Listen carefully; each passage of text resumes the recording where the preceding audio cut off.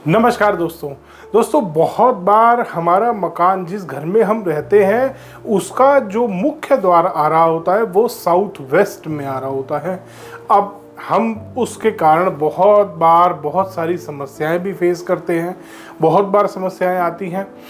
80% cases में ऐसा देखा गया है कि नैऋत्य कोण वाले घरों में लोग आम तौर पे दुखी रहते हैं। बट क्या आपको पता है इसके पीछे का क्या कारण है?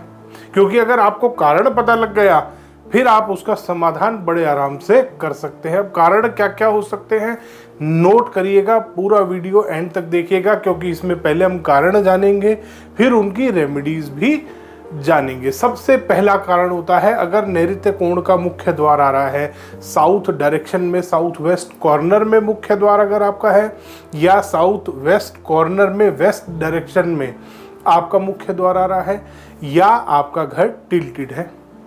इन तीन केसेस में आपके घर में साउथ वेस्ट का मुख्य द्वार आएगा। अब वो नुकसान कब देता है? नेगेटिव है वो कोई बात नहीं, और ऐसे तो मुख्य द्वार पश्चिम दिशा में भी नेगेटिव है, दक्षिण में भी नेगेटिव है। बहुत बार बहुत सारे पदों पे जो अब आते हैं ईस्ट डायरेक्शन में भी है। पूर्व दिशा की बात अगर करते हैं तो पूर्व में भी ऐसा थोड़ी है पूरी पूर्व दिशा अच्छी ही है, उसमें नेगेटिव पॉइंट्स भी हैं पॉजिटिव भी हैं। उत्तर में भी सेम। तो ऐसा साउथ वेस्ट में ही क्या नुकसान होता है जो बाकी द्वार अगर आ रहे हैं तो उनमें नहीं होता या कम होता है? पहला पॉइंट इसमें आता है कि जब कंस्ट्रक्शन करी जाती है तो आम तौर पे लोग अपने घर के आगे फ्रंट वाला ज़्यादा स्पेस खाली छोड़ना पसंद करते हैं as compare to back side वाला। अब साउथ वेस्ट वहाँ पे पहला नुकसान आपको देता है जब आप साउथ वेस्ट को तो ज़्यादा खोल देते हो और नॉर्थ ईस्ट को कम खोलते हो। यहीं पे अगर आप उल्टा कर दें, साउथ वेस्ट थोड़ा सा घर इस तरीके से डिज़ाइन करें कि साउथ वेस्ट में आप ओपन स्पेस कम छोड़ें एज कंपेयर टू जो आपका घर का बैक साइड आ रही है, यानी कि नॉर्थ डायरेक्शन, नॉर्थ ईस्ट या ईस्ट वाला एरिया जो भी आपको मिल रहा है वो आपको ज़्यादा खाली छोड़ना है as compare to south west. सबसे पहला पॉइंट। दूसरा पॉइंट आता है कि घर के अंदर घुसते ही क्या करते हैं लोग, आमतौर पे अपना ड्राइंग रूम बनाते हैं, जो वहाँ पे एक फॉर्मल ड्राइंग रूम जिसको बोलते हैं वो बनाया जाता है कि घुसते ही कोई मेहमान आ रहा है उसको वहीं पे बिठा लिया। वो आप बनाते हैं, वो घुसते ही कहाँ आया? आपके कंस्ट्रक्टेड एरिया के साउथ वेस्ट में। यहाँ पे समस्या आनी शुरू होती है स्टेबिलिटी की। स्टेबिलिटी की समस्या कैसे आएगी?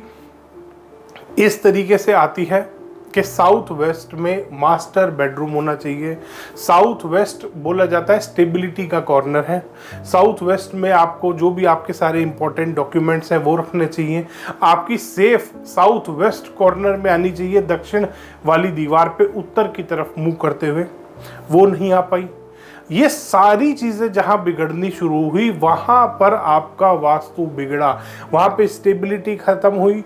अगर साउथ वेस्ट के साथ साथ अब साउथ वेस्ट में आपका लिविंग रूम, डाइनिंग रूम या कुछ भी ऐसा फॉर्मल आपका ड्राइंग रूम आ गया, उसके बाद क्या होता है? आपकी किचन कहाँ आएगी? किचन आम तौर पे नॉर्थ वेस्ट या नॉर्थ ईस्ट में आएगी।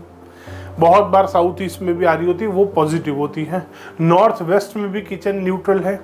अगर आपकी किचन नॉर्थ ईस्ट की तरफ चली गई, घर में पीछे की तरफ बन गई, उत्तर दिशा में या ईशान कोण में या पूर्व दिशा में, वहाँ पे वो किचन नुकसान देती है।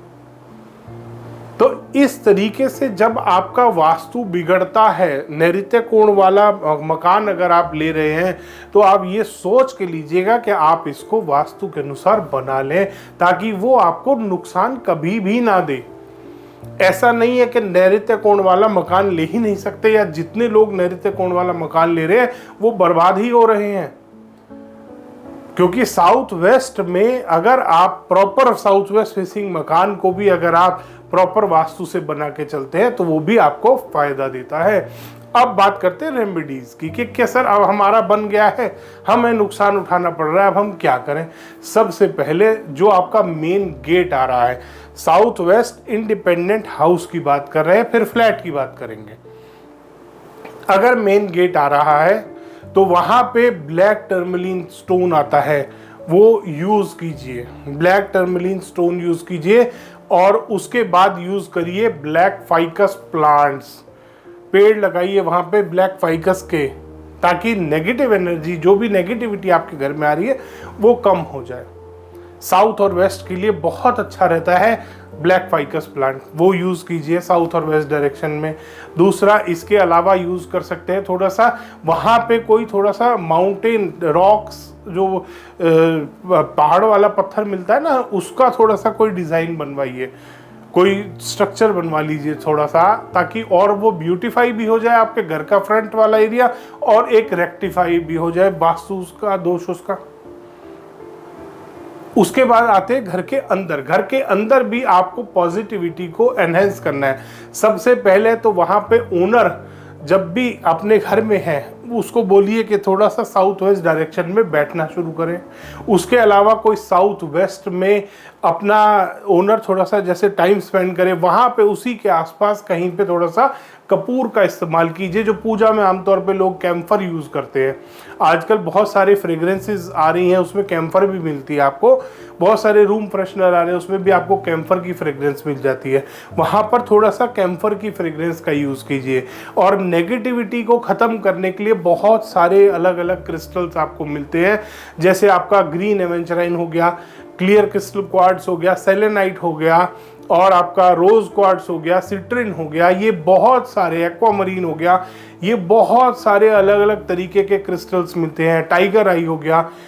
इनमें से कुछ क्रिस्टल लगभग 400-500 ग्राम के करीब क्रिस्टल लेके अपने घर के साउथ वेस्ट डायरेक्शन में रखिए, ये भी आपको बहुत बेनिफिट देंगे।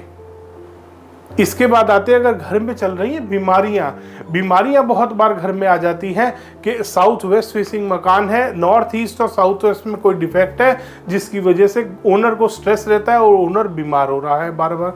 तो नॉर्थ ईस्ट का वो दोष दूर कीजिए। टॉयलेट आ रहा है तो उसका रेक्टिफिकेशन करिए, कोई किचन आ रही है तो उसको रेक्टिफाई कर लीजिए, उसमें प्रॉपर रेमेडी करिए ताकि आपको नुकसान ना हो। किचन के लिए और टॉयलेट के लिए नॉर्थ ईस्ट में किचन और नॉर्थ ईस्ट के टॉयलेट का आप वीडियो देखिए, उसमें रेमेडी बताई है, वो वाली रेमेडी आपको फॉलो करनी होगी। धन्यवाद दोस्तों, वीडियो पसंद आया तो इसको लाइक करें, शेयर करें और चैनल को सब्सक्राइब करना ना भूलें।